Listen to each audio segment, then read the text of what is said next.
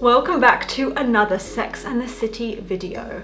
Today we're talking about a pretty underrated couple, which is Trey and Charlotte, but ultimately why I don't think they were a great couple and why you should never date mama's boys.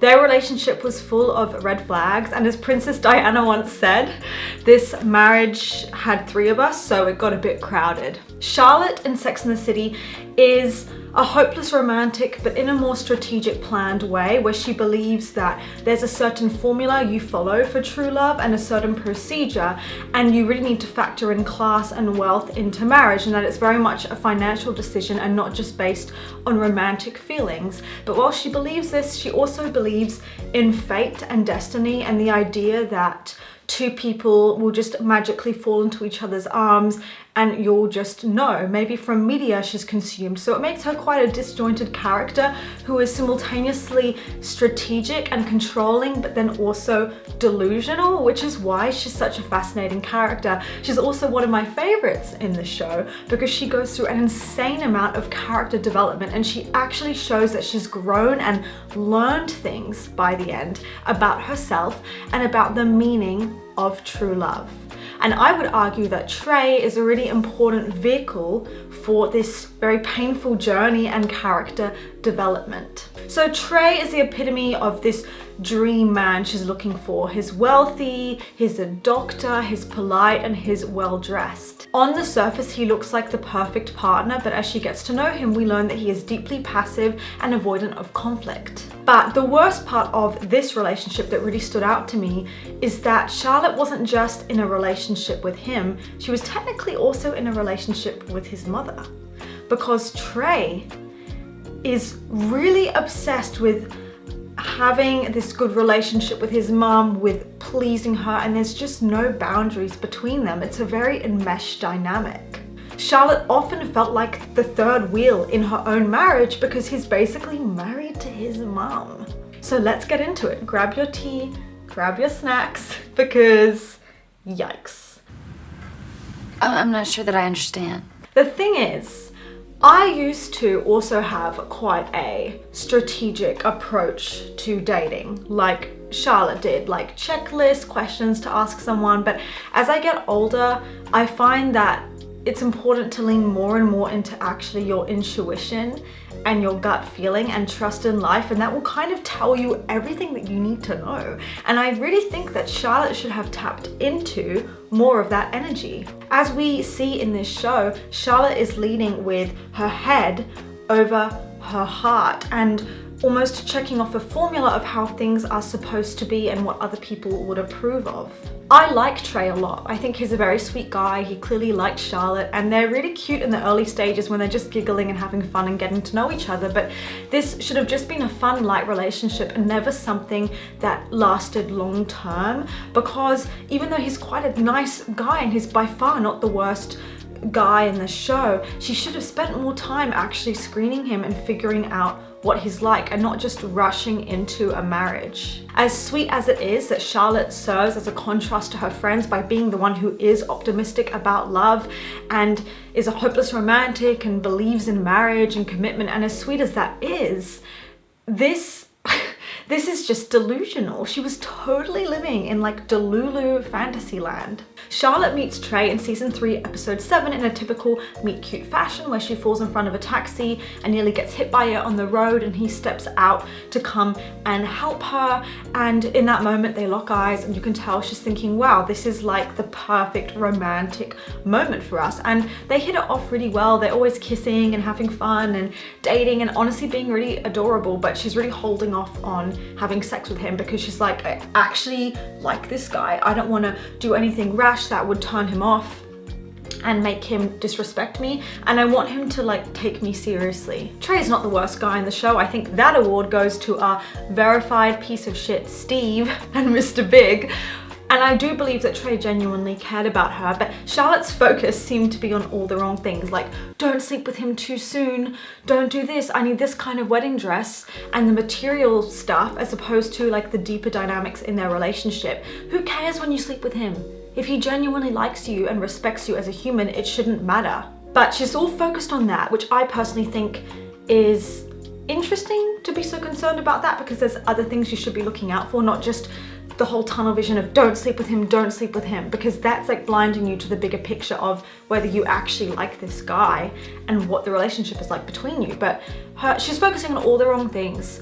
And then after 2 weeks of dating, she's saying that he might be the one, and you just know when you meet the one. I guess she's operating from some sort of Romeo and Juliet fan fiction she read a while back, and she thinks that you're just gonna know. Like there's just some sort of magic thing that will tell you this is the one, you know, like this guy, it has to be this guy, which I personally think can really blind you to actually seeing how the relationship is, because you're viewing it from how you want it to be. And again, she's very, very delulu, and she's on cloud nine. She's so excited. Her friends low-key seem jealous because they're not happy for her, and they're rolling her eyes when they see her being affectionate with Trey, and I don't like that. I think that it's lame that they don't share her optimism, but at the same time I understand them being guarded because they're probably concerned for her, wondering why she's so obsessed with making this specific relationship work. Samantha says he's not in love, he's in blue ball hell, which I thought was kind of mean. Like, who are you to say that he's not in love with her? Like, how dare you? I'm sorry, I think that's so rude. Like, he was in love with her, by the way. But all her friends are really cynical and saying there's no such thing as true love for a man. It's just about timing, and it's the cab theory. Like, when he wants one, he'll look for one, and it doesn't matter who the girl is, which I just completely disagree with. I think that's ridiculous. It's ironic then that at the end of the show, Charlotte ends up married to the best man out of all of their marriages. I think it shows that her optimism did pay off in the end, so they can all suck it, honestly, because she was right that love does exist. But beautiful high value women don't need to rush, because they know that their value never expires, and they're beautiful at any age. Like, regardless of how young and old you are, you're still gonna have loads of men that want you. You don't hit 30 and then your value just decreases. So you shouldn't be putting pressure on yourself. You shouldn't be in a rush. But that's very much like what Charlotte was doing, is she was like, I have to like get him committed to me, and this has to be the one. And she's saying stuff like, I've been dating since I was 14, I'm tired, where is he? Which is honestly giving desperate manic energy. Like, calm down, calm down. Maybe that's the exact reason why you haven't found someone, is because you're so frantically like looking for someone and trying to force it, and it has to happen now. And like, I just think that was a little bit silly because she was rushing.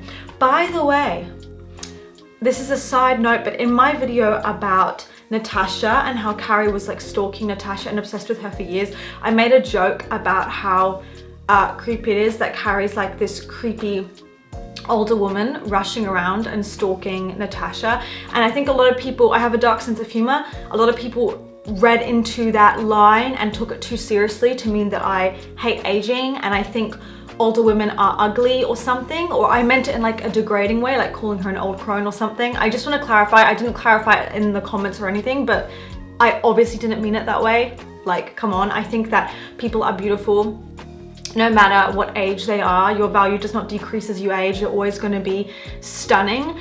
But what I meant in this kind of cynical, jokey way is that at her age, which she was like 60, she was far too old to be behaving like such a clown, and it was absolutely pathetic. And she should have, I guess, learned more. Like, I thought they said with age comes wisdom, right? So I thought you would become more confident and not just like rushing around stalking this woman who's younger than you. And obviously it's very creepy, like it's extremely creepy, because that's the sort of thing you do when you're like 20 or 15. So that's the point I was trying to make. Maybe I worded it poorly, but it was literally just a joke, and I didn't mean anything bad by it.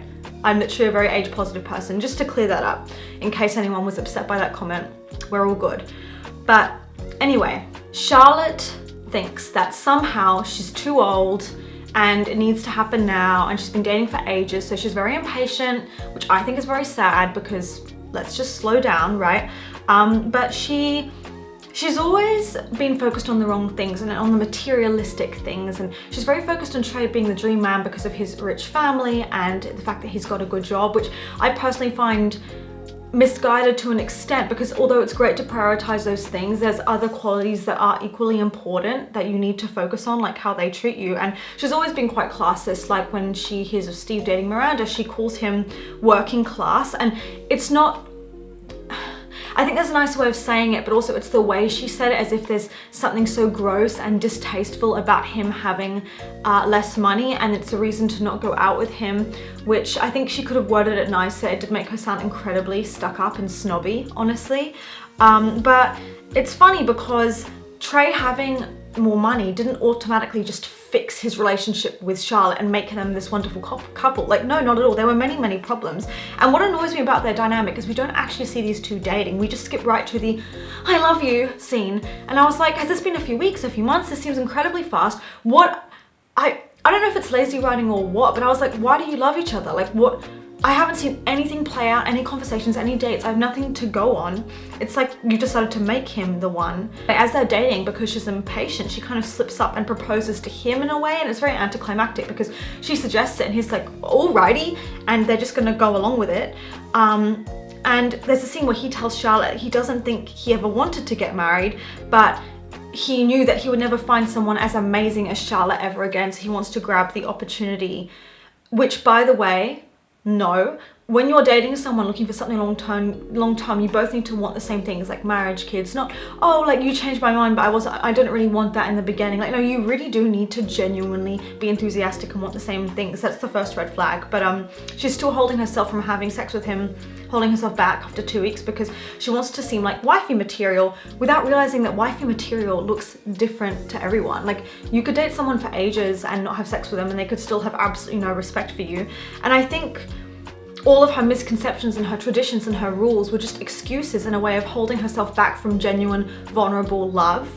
And it's a way of avoiding intimacy. And she seems to have a very deluded idea of specific do's and don'ts, like don't do the backdoor sex, you know, don't do sex with him too soon or he won't like you. And it's just incredibly misguided, and ironically this manifests in just weird views of sexuality and sex and her relationship with Trey, when it shouldn't be weird, it should be natural and human, but it makes it weird. Like, rather than it being about the two of them connecting, Trey starts to see her just as this wifey figure, this pure figure, and not as someone that he can find sexy or sexualize in any way. And so it turns into this, as Samantha calls it, a Madonna Hall complex, which is really weird, but it's like he feels like it's not okay to be attracted to her. And first of all, that's weird that he couldn't see her as a sexual being and as a being he could respect. Weird, first of all. And second of all, I think it's so sad that she was so fixated on making him like her as opposed to thinking about what she wanted, and instead she's focused on making herself seem like the dream woman and micromanaging his impression of her, which really takes away from living in the moment. And again, like, let's just simplify it. What do you want? Do you feel ready to have sex with him? Do you feel comfortable? Do you feel like you know him properly? And as long as you don't feel like you're rushing and you're being pushed into it, then you should just go with that and not be like counting the exact number of months or weeks. And I thought that was so stupid, especially because she clearly wants to have sex with him. She has desires like the other girls, and she's saying, oh, it's so hard because he's so attractive to me. And I'm like, why are you holding it back then, girl? Let it out. Let it out, let out the beast. Like, okay, I'm taking it too far, but do you know what I mean? Like, go for it then. Like, it's so, women's sexuality has been so stigmatized, and we've been taught to feel so ashamed of our natural desires, and I think that's incredibly sad. Unfortunately, because of this internalized shame, it makes her a very annoying, salty, judgmental person. Like, Samantha was talking really passionately about how great it is to have sex, and then Charlotte lashed out at Samantha in the restaurant and said, basically, you're a slut, like, stop talking about sex so much. And it's weird because she yells at her and they're in a restaurant. And again, Samantha didn't know how much Charlotte was struggling in the intimacy department with Trey. So to yell at her is super mean. And as Samantha said, like, if you're going to buy a car, wouldn't you give it a test drive in terms of sex? And I think this is true. Like, don't you want to know, to make sure everything's good and what you expected, just in case, before you go and get married to them? Because Charlotte's talking about maybe having sex with him when they're married and really waiting, and Samantha's like, oh, like, are you sure? And it doesn't really seem like a personal choice on Charlotte's part. It seems like her doing what she thinks is correct rather than actually what she wants to do. I'll get into this in a second, but she actually starts having intimacy problems with Trey, which is why she's so frustrated. But a lot of Charlotte's problem as she's dating him is that she's living in limerence, an idealization and how she wants it to be because she wants him to be the one. And she rewrites the story of how this proposal happens and tells her friends that he proposed in front of Tiffany's, which isn't really how it went down. She kind of pressured him into it, actually. From that moment on, Charlotte would tell everyone that right in front of Tiffany's, out of nowhere, Trey popped the question. And she keeps saying things like, women really just want to be rescued, and my life wasn't really complete until I met Trey, which shows this very male-centered belief that she has, which ironically feeds into the patriarchy. So stop that. Stop thinking you need him, because you don't. And it's a very, very disempowering way to look at things. And this is the thing, is as much as she tries to control and micromanage everything, the one thing that she couldn't have anticipated or controlled is Trey's attitude and relationship with his mother, Bunny. Her name's Bunny! Her name is Bunny. I wish my name was Bunny, that's so cute. Anyway, she meets Trey's mother, Bunny, I love her name, in episode 9, and she very much gives off snooty older lady vibes, not in a good way. She seems very, very overly traditional because she's from a different generation, and prissy, and honestly, like, she's got a stick up her ass. She's really unpleasant to be around and really uptight, and yeah, they don't really get along that well. But the weirdest thing aside from that, because maybe you could look past it, is that Trey just obeys her every command. Like, if she says don't order that, she'll just touch his arm, and with that one touch in his arm, he'll just be like, okay mother, alrighty, alrighty, alrighty, and he will just obey her without question in this very submissive way, even though he's a grown man. And rather than Charlotte questioning what's wrong with him, which is what I would do, she thinks, well, what I hope I would do at least, she thinks, oh great, I can use this to my advantage. So she starts practicing it herself in certain situations, putting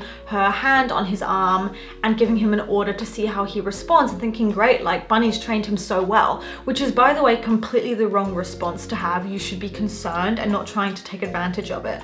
Now, the interesting thing is we see that he's way too close with his mum, and he doesn't feel like he can really say no to her or question her or make demands of her. Mama's boys are a league of their own, because honestly, they usually have repressed anger because they weren't allowed to voice their needs, have their own opinions, express themselves, and be independent. And so you get a lot of enmeshment trauma. And everyone says they want a mama's boy. Everyone's like, oh, that would be so great. Oh, he loves his mom. Oh, how cute. But then when you actually get into it, you realize that it's not the kind of thing you want at all. Like, you want to be number one, not his mom. Now, maybe I'm hypocritical for saying this because me and my mum are besties and she comes first. But at the same time, I'm not going to decenter my relationship with someone in favor of my family and make them feel second choice. I'm going to try and listen to everyone and make everybody feel included, make space for everyone, right? But that's not the case for Charlotte. She feels like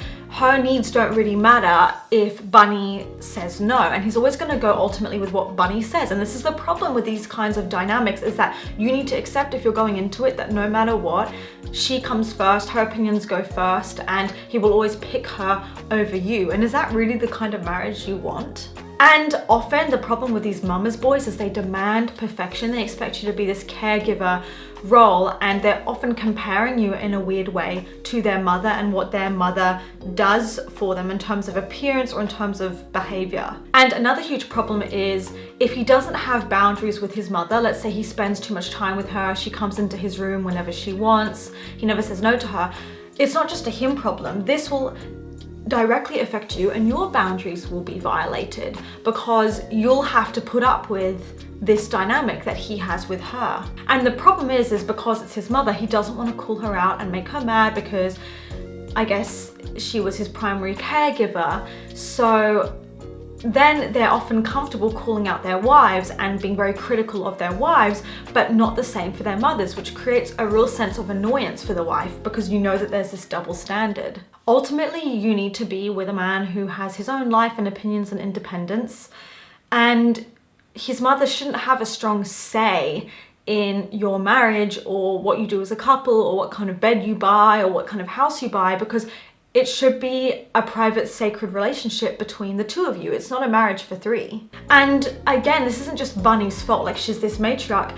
It was very much Trey's fault. I mean, he told her everything. He filled her in on way too much, and she therefore gave all these unsolicited opinions, even about what kind of furniture they should buy. And because he wasn't really truly a man, he wasn't truly in touch with his masculinity, he relied on his mum to tell Charlotte bad news rather than doing it himself. In many ways, he was a little boy, and unfortunately Charlotte realized this too late. Like when they're in the furniture shop, all three of them are lying on the bed talking about furniture, and it's just kind of incestuous and weird. And for me, like, I don't even know how she put up with it, because I don't want to date a little boy. Can you imagine you're going out with him and you say, oh, like, let's go do a picnic on Sunday. He's like, okay, like, I just need to call my mum and check if it's okay. Like, oh, cringe, like, absolutely not. Maybe you should have a red wine instead. Anyway, her and Trey are gonna get married. He doesn't really want this, but on the night before her wedding with Trey, they go to actually fully be intimate, and they have a problem. He can't do it. And I don't want to give, you know, all the details in case I get demonetized, but basically they're having some problems, specifically him. And she's so anxious about this on her wedding day, because she's thinking, why, is he not attracted to me? Do I not turn him on? So she goes to Carrie about it and pulls her aside panicking. She's like, he can't get up now. And she's getting cold feet, like properly cold feet. And Carrie's very kind about it. She tries to reassure her, but I get what Carrie's trying to do, but honestly, this was a reason to be concerned. And I found it very odd that before the wedding, Trey didn't just come and speak to her about this, or at least let her know, like, if he knows this is a regular problem for him with his sexual life, then I think that she deserves to know, and he should talk to her about it. Especially if it's like an ongoing problem. And things only get worse when Trey casually mentions a prenuptial agreement, which is spearheaded by Bunny, and Charlotte kind of relents and signs it, but again, that's not really something she wanted, it's what Bunny wanted. And in the marriage, once they get into it, there really are three of them, and again, Trey is really struggling, like in the sexuality department with Charlotte. And this is giving her a lot of anxiety because she's really passionate about him and she wants to be intimate, which is fair enough. And the weird thing is when Trey says, I don't remember ever seeing my mum as a child, I was raised by my nanny. So if that's the case, why is he so involved with his mother now if she wasn't even present when it was important, which is when he was growing up? I mean, that was really strange to me. And then Bunny's staying over all the time. Like when he's sick, she stays over and she rubs ointment on his chest in the middle of the night. She gets super volatile and nasty with Charlotte when Charlotte tells her that it's making her uncomfortable. And then he goes to run a bath and Charlotte comes in and sees Bunny sitting next to him while he's in the bath and reading, which in my opinion is incredibly gross. He's not 5 years old, it's incestuous, and it made him seem like the absolute epitome of a man-child, because he cannot set boundaries with her. And the interesting thing is that Charlotte doesn't feel comfortable just voicing this to him. So a lot of the time she's like, okay, and she's quietly judging, but she's not overtly expressing how much it weirds her out. But that is not acceptable parent-child bath time behavior past the age of 5, even 4 in some cases. Now, the only reason why he seems somewhat manly and self-sufficient is because he has his own job. But if he didn't have this family money, I can imagine he would be the sort of guy that would be living, literally one of those dudes living in the basement, getting his mum to do the cooking for him and his washing and just bumming off her. That's really the vibe that it's giving. And the only thing that makes him seem more independent and more like an adult is the fact that he is rich and he has a good job, so it gives the illusion that he's quite independent, but he's really not. And the weird thing too is that quite regularly Bunny is being rude to Charlotte, but Trey isn't actually stepping in to monitor what's going on and protect Charlotte to make sure that she's okay. And it's also the fact that Bunny just comes in without knocking into their bedroom when they're together half naked and Charlotte's in like a nightgown, which is incredibly inappropriate. And another notable incident is when Bunny redecorates their apartment without checking with Charlotte first if it was okay. She has way too much control over their lives and often gives very, very unhelpful and invasive advice and knows way too much about what's going on between the two of them, like if they want to have a baby or not, for example. And again, we have this ongoing intimacy problem between the two of them. And I was actually starting to wonder if because a lot of the time it's psychological, whether Trey's problem was actually psychological and making him feel literally like not in touch with his manhood, and maybe because his mother is so smothering and making him feel like he can't do things himself. This is kind of a physical manifestation of that. And for me, like the whole sexuality thing, it's not enough of a reason to just divorce, but I think it was the communication around it actually. And I know this is like a sensitive topic, but like Samantha said, sex is important in a relationship, and it was stressing Charlotte out a lot because she felt unwanted. But what bothered me isn't the fact that he had this problem, because everyone has a problem sometimes, it's nothing to be ashamed of, but the problem is that if she hadn't insisted, we need to do something about this, I was left questioning if he would ever have tried to fix it, because she was suggesting counseling and she was being really like enthusiastic in the counseling session, and he wasn't. It was only ever really her trying to commandeer this and fix it. And also we learned that he had looked at a lot of porn, which obviously is very addictive, and it was very negative for Trey. And I think that's a part of what definitely ruined their marriage, is Charlotte's thinking, okay, so he can be turned on by this blonde bombshell with big boobs, but not me, and I look very different to her. And I can't even imagine how much that would like hurt her. And I think everyone has a different view on this, but I personally think that like watching excessive porn in a relationship is like not okay. And especially if you're hiding it, I think Bunny's constant interference actually makes their struggles in their relationship worse, because they can't actually talk about it with each other because they have her constant input. And again, it makes me question psychologically if maybe the reason why he can't be fully intimate with Charlotte is because the mum is getting in the way, so they're not allowed to just connect independently as a couple, and maybe he feels like he's not fully allowed to, because obviously what is sex ultimately? It's about human connection, right? So this is about a wider thing, which is about their inability to connect emotionally as a couple. And Charlotte often feels like she's competing with Bunny for Trey's attention.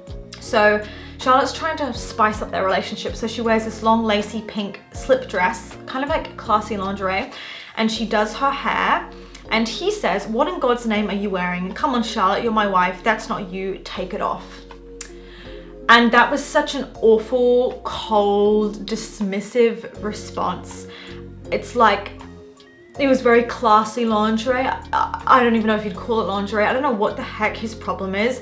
But not only is he basically rejecting her gesture to be intimate, but he's also expressing a sense of control in their relationship. It makes me question if he's physically attracted to her at all, frankly, because any man would be ripping that dress off in seconds, let's be real. But also he's basically dictating to her what she is and isn't allowed to wear. So these red flags were all there, from the ED issues, and then also Charlotte creating this image of him that wasn't really accurate, even though they both wanted two different things. Overall though, I think Bunny was the main reason for why this relationship fell apart, because they did work through a lot of their issues, including the intimacy thing, and they eventually could actually have sex and it was fine. I genuinely believe that the main problem and the elephant in the room was Bunny. Trey suggests that Charlotte quits her job to become a stay-at-home wife, and she agrees immediately without any kind of financial safety net plan, because she thinks this is what you're supposed to do, is be like a stay-at-home wife when you have kids, even though she had a successful career and she's not actually pregnant yet, which is the ultimate form of self-abandonment and putting yourself in financial jeopardy. She's also trusting him way too much, and when she tells her friends, as her friends say, she can't even get behind her own choice. Which really made me think, wow, Charlotte is such a great character, because she's made me question now my own beliefs about marriage and dating. Just that line, I was like, can I get behind my own beliefs? Like, I love that. But then we have this issue of children and fertility problems that come up, because Charlotte really wants kids. So even if they have fertility problems, she doesn't care. They'll adopt, like in her mind, they'll just do everything they can to have kids. Whereas after some repeated efforts, which Trey finds fatiguing, he's not invested enough in this end goal to really fight for it like she wants to fight for it. And that creates the ultimate demise of their marriage.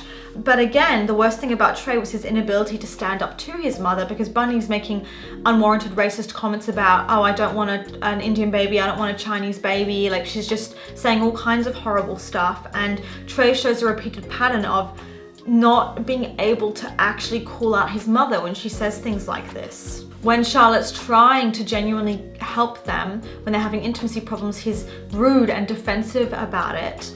And then when she wants to have a baby, he's not really trying to research and find what options they have for alternative ways of getting pregnant. And he delays for ages actually having that direct conversation with Charlotte about the fact that he doesn't want a baby. He's putting it off. So he's very avoidant. Their communication is terrible. And Charlotte, the problem again is that she's so fixated. She has this tunnel vision of, I want a baby, and it consumes her entire existence. Like, she's completely obsessed. And she did the same thing when she wanted marriage, and that was her goal. She just becomes obsessed with it. And before she's even checked if Trey is on the same page about this, for example, adopting, she's already looking into it, she's already researching it and putting them on the adoption list and basically letting the situation snowball. But again, like, in order to make these big life decisions, you need to first make sure that you and your partner are both in agreement that this is what you want. And in my opinion, from the beginning, Trey was telling her, this is who I am. I love my mom. I'm obsessed with my mom. I don't really want marriage. And she was overriding it, right? Even the fact that he didn't really propose, but she initiated it. This ultimately is a story about two people who were being delulu and not actually seeing each other for who they were and not reading the room. And when they're having their intimacy issues, as a really poor joke, Trey gives Charlotte a cardboard baby, which she's so furious about she never wants to speak of again. And when he sees the girls at their place, he brings up the subject to the girls and jokes about how funny it is, thinking they'll side with him, which obviously they don't. It's interesting because obviously in this scene, he's making fun of the fact that she can't conceive to her friends. But then when she brings up his ED in front of them, then suddenly that's not okay. And he storms off, he's super mad, and he says to her, I can't believe you'd say that in front of your friends, which is just an example of how fragile his male ego is. But they have to go through a lot of procedures to try and have a baby and give her shots, and it's really draining both of them, the hormones, everything. Trey's, losing enthusiasm, and as she's getting increasingly frustrated, she yells at him at a wedding in front of everyone, embarrassing him because she was so upset about how Bunny had spoken to her, and now she's in this craze of desperation to have a child. And keep in mind, Bunny knows things that she doesn't, which is why she's so pissed off, because Trey went to confide first in Bunny about what was on his mind and what was bothering him rather than his own wife. Charlotte is again frustrated about this, which is culminating in this eventual divorce, because she says to Trey, I don't understand why you talk to Bunny, but you don't just talk to me. And Trey says, I don't know how to tell you I'm exhausted. So again, he can't communicate. And basically this showed me that Bunny is his confidant and his emotional outlet, and they just fundamentally are not on the same page. So eventually she draws it out of him, and he's like, look, I just don't wanna do this anymore. Like, I'm not this passionate about having a child. Whereas to Charlotte, having kids is everything to her. And what's interesting then is he says, I just wanna be for a while. I wanna exist. I just wanna play golf.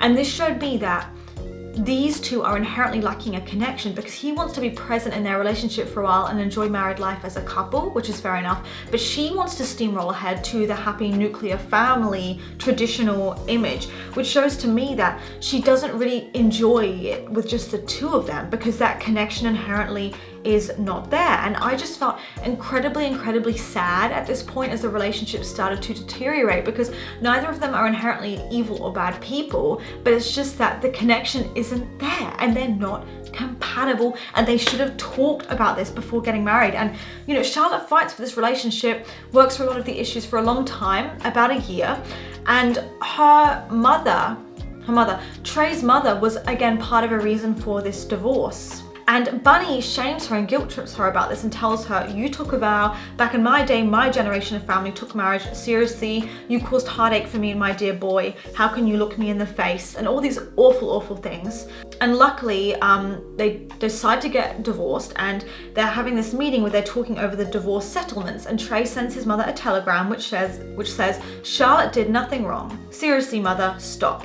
Now, as much as I love how sassy this is, I think, first of all, he should have been there to go over the divorce proceedings, and secondly, he shouldn't have had his mother there to vouch for him. And this shows me that, again, the fact that his mum's there in this scene is all kinds of wrong. It shows that, in a way, the person that Charlotte was married to the whole time was Bunny. And even in this scene, he should have been there to physically defend her, and he wasn't. I do think he's a good guy. I appreciate that he let Charlotte keep the house.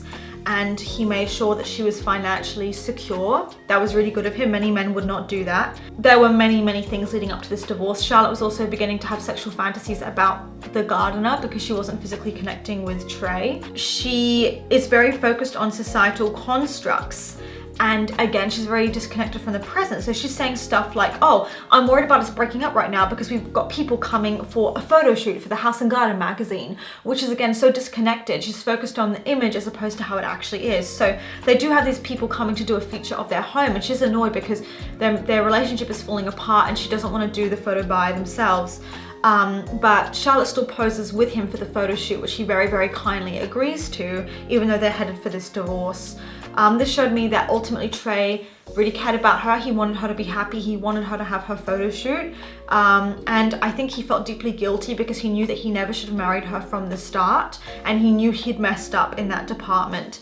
And I think that's why he left her the apartment, because even if they weren't together, he still wanted to make sure that she was okay and take care of her. And I think he knew that from the start of the show, he'd been doing this passive reciprocation, and he was never really truly like all in terms of what they wanted, like kids. And it is so funny and so ironic to me that someone who makes dating and marriage her entire identity and priority, someone who's so obsessed with strategy and planning and the art of winning a husband, someone who puts so much strategy into it could mess up so colossally. Like, wow. Because her priorities and what she deemed important and unimportant was all wrong. Trey was a very nice man, but she should have spent more time actually getting to know him. And so many women are so focused on when he proposes and just securing the ring because we want a man to want us, rather than actually focusing on if we like said man. And a lot of people nowadays would say that Charlotte as a character is too traditional, so women don't resonate with her anymore, and she's going out of style, and women are more career focused now over relationships, and they don't make marriage their goal. So she's like an unappealing character, but I actually really disagree with this. I think there's many women out there that are too fixated on seeking male validation, and her being too consumed by her goal for marriage is still very much an important lesson for women to see. She is far too focused on these fake rules, like when she says, most men are threatened by successful women. If you want to get these guys, you have to keep your mouth shut and play by the rules. Oh my gosh, I think she's a very relevant character because she reminds me of women who watch brain rot garbage on TikTok about dating and just recycle stuff that they've heard from influencers. Like, who do we have? You know, like those women like who give dating advice, like the Wizard Liz comes to mind, but there's others. And they just sort of parrot off this advice without actually thinking about if they agree with it or if that's what they want for themselves. And I think that's really interesting because it's all about tricking a man into pursuing you and getting him to like you, and therefore men are the prize. And again, she says it's important to remain a creature of mystery. It literally sounds like she's just heard something on TikTok and is just consuming this content and is repeating it. And this is all profoundly at the heart of it. This is all about playing by the rules and not being your authentic self. And I might make a video about this in the future. Let me know what you think, because her meeting Harry and dating him and he's the opposite of everything that she thought she wanted is such a perfect example of redefining what you think your type is and worrying about what people will think and going for who actually makes you happy. Because I think Charlotte just wanted to be a wife, like be someone's wife, and that was it. It was like her saying, I just want to be married this year. This is the year I'm getting married. And that's a scarcity mindset, you know what I mean? When she was dating Trey, she was in a very different place to when she was dating Harry, and she was very much in a state of desperation, and that never breeds good outcomes, because when you rush, you don't make good decisions. You're better off slowing down. So let me know what you think about this couple in the comments. I know they're an underrated one, they're not the biggest one. Stay tuned for the rest of my Sex and the City series. I've got a lot more coming. Check out my Patreon for only $2 a month for more extra exclusive content and commentary from me, so you can keep supporting my work. We have our own little community over there. And also, recently, this is super random, but I'll link it in the description if you want to go check it out next time you're in Paris, because I've been wearing a lot of items recently that I thrifted from 5 Vintage, and they've got lots of different pop-up stores in Paris. and I just love it. If you like thrifting, just go into one of their shops next time you're in Paris. You can get so many cute pieces at really cool prices. They just have so much random stuff there. You literally never know what you'll find. Like, I literally love it. And yeah, that's all for today, and I'll see you for the next one.